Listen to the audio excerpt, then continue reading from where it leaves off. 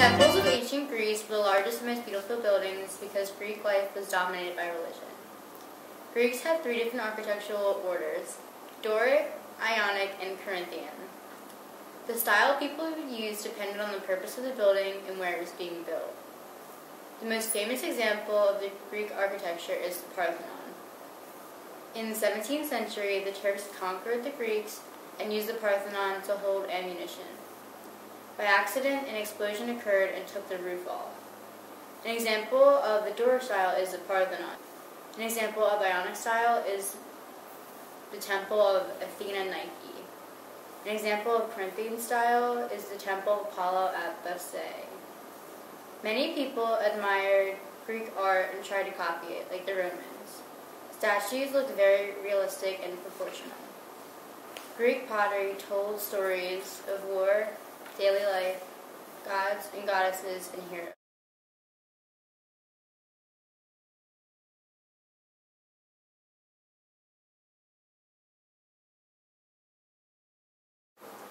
History of ancient Greece can be traced back to the Stone Age. After that came early farmers and civilizations of Minoan and Mycenaean.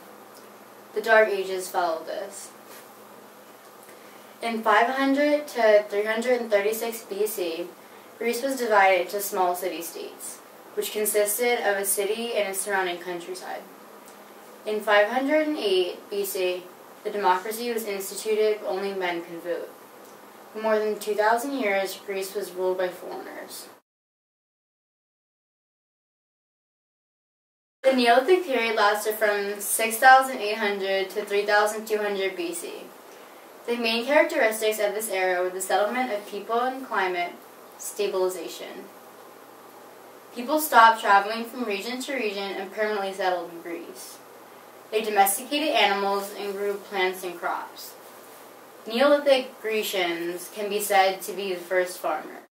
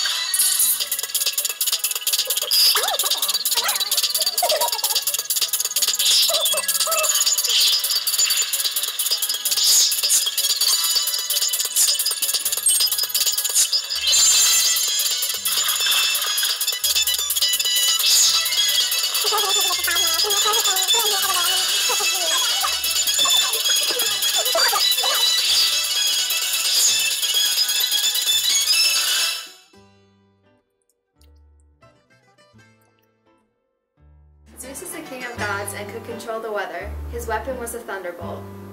The ancient Greeks thought that when the lightning struck, that it was a sign that Zeus was watching.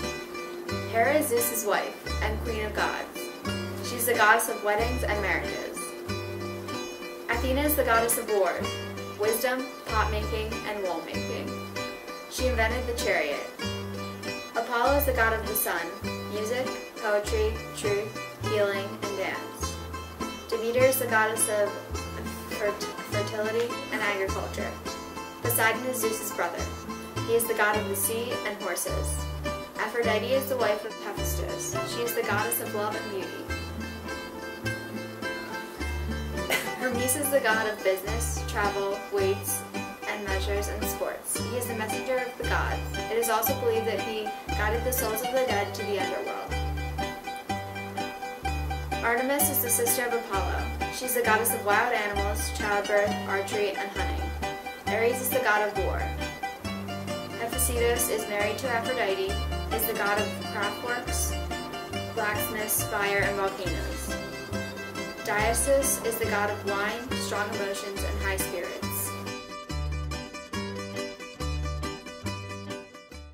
In their everyday lives, men in Greece trained for the military, talked about politics, and went to the theater to watch plays.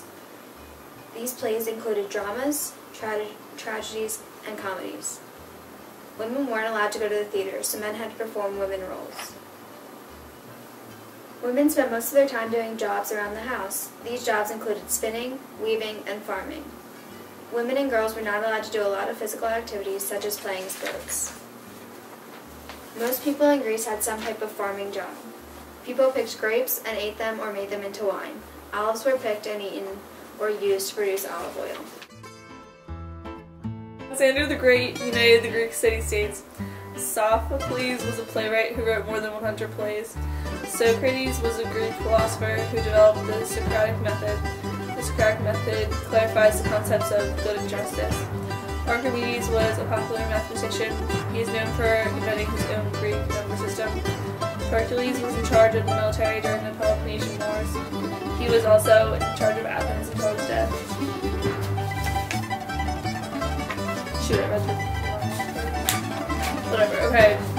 Do I just start the next one? To the east of Greece is the Aegean Sea, the Mediterranean Sea is to the south, and the Ionian Sea is to the west. Greece includes thousands of islands. It is populated with many mountains. There wasn't a lot of rivers, so it was more difficult for people to get from place to place. The seas became transportation routes. The winters in Greece are mild and rainy, while the summers are hot and dry. The capital of Greece is Athens, named after the Greek goddess Athena. Mount Olympus is the highest mountain in Greece. It was believed that it was where the gods lived. Mount Olympus was also the first national park in Greece. Olympia is the Greek city-state that is the birthplace of the Olympics. The holy sanctuary was dominated by the world's largest ivory statue to the god Zeus, the god of all gods. But long before this statue was made, another brand of superhero was also making Olympia famous, the Olympic champion. And Olympia would become the most enduring sports arena, not just across the Greek Empire, but for centuries afterwards across the world. Olympia was the only place in the Greek world where both gods and men were worshipped. In July every fourth year, from all corners of the Greek world, thousands made their way to Olympia to compete in and to watch the greatest spectacle on earth. The Olympic Games began as early as the 8th century BC with a 200-yard sprint. Held to mark a truce between two warring cities, it launched over 1,000 years of games. As the games grew in importance, the sanctuary of Zeus was transformed into the world's first sporting city, with training centers, baths, guest houses, and a stadium which could hold 40,000 spectators. Beneath this arch would run the finest athletes from across the Greek world. The games would decide on just one victor, whose reward was honor in the name of the god Zeus. The earliest race was 200 meters long. Later came the 400, then the 5,000 meters, and then there was the pentathlon, running, jumping, wrestling, discus, and javelin. So many of the events of Olympia were versions of war. Men throwing spears, men throwing stones, men racing in hoplite armor, in heavy military equipment. Competitors were gradually reduced to just a final pair who would fight it out in wrestling and boxing combat, but only the elite could afford to take part. Go to Olympia meant you had to train for 10 months, and then train for 1 month at Olympia itself. That wasn't for ordinary Greeks, that was for the very wealthy. Olympia soon grew into a vast sports complex. its buildings designed specifically for each athletic discipline. As Olympia soared in importance, shrines and temples were built to glorify and honor Zeus. But at Olympia, champions were also honored with the first gymnasium and next door a school for wrestlers and boxers. But there were other, more unusual events housed in specially designed buildings. A contest for trumpeters and heralds was held at one end of an echo colony, an elongated building which could echo each note 7 times. There was the hippodrome, where chariot and horse racing events took place. Each race began with the horses being released from an elaborate starting mechanism called an aphesis to ensure total fairness. The horses raced out into the hippodrome, nearly 800 meters long. An average lap was nearly a third of a mile.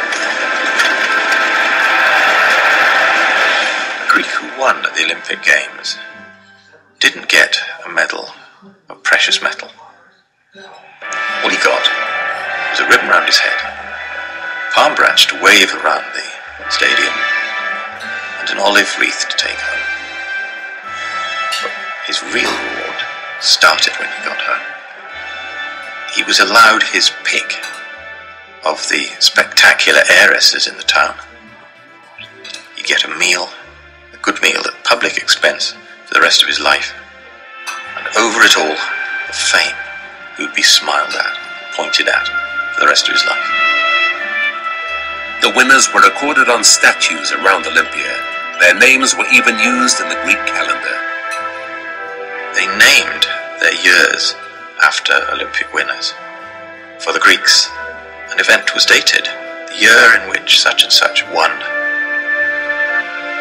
The games continued for 1200 years, until the Christian emperor Theodosius, in 394 AD, abolished them as a pagan event. Now the Olympic flame has been rekindled, and every 4 years, a torch is carried from Olympia to the modern site of the greatest show on earth. Yo, okay. Yo, it's G, it's me, Nikki E, and I'm here to talk to you about the Olympics. The Greeks invented these contests and held them in honor of their gods. The most famous games were held at Olympia, which were every 4 years, hence the name like Olympics.